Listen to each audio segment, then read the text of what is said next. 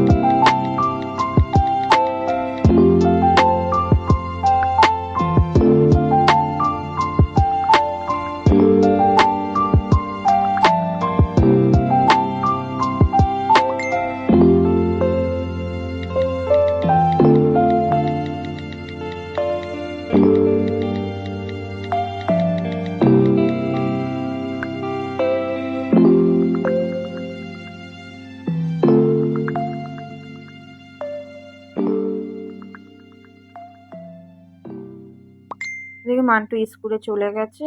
এখন হচ্ছে গিয়ে ছেলের দুধ রেডি করছি, ওকে খাইয়ে স্কুলে পাঠাবো। ওকে তো আজকে একটু পিডিয়াশো আমি নিয়ে এসেছিলাম, তো ওকে একটু পিডিয়াশো দিয়ে একটু দুধ দিয়ে দেবো, অল্প একটুই দেবো। দিয়ে ওকে একটু খাওয়াবো, খাইয়ে দাবিয়ে ও স্নান টান করে তারপরে স্কুলে চলে যাবে। ওর বাবা ছেড়ে দিয়ে আসবে, ওর বাবার যে একটু কাজ আছে খুব। তো ওকে ওকে স্কুলে ছেড়ে দিয়ে এসে ওর বাবা মান্টুকে স্কুল থেকে নিয়ে এসে তারপর ওর বাবা একটু কাজে যাবে। আমরা খুব একটু অসুবিধার মধ্যে আছি, আপনাদের পরে একটু জানাবো। আমি এখন জানাতে চাইছি না, সব একটু ঠিকঠাক মতন হোক, তারপর আমি আপনাদেরকে সব জানাবো কি অসুবিধার মধ্যে দিয়ে আছি। তো আমি ছেলের দুধটা রেডি করছি, ওদিকে ছেলে বসে রয়েছে, মা খিদে পেয়েছে, দুধ দাও।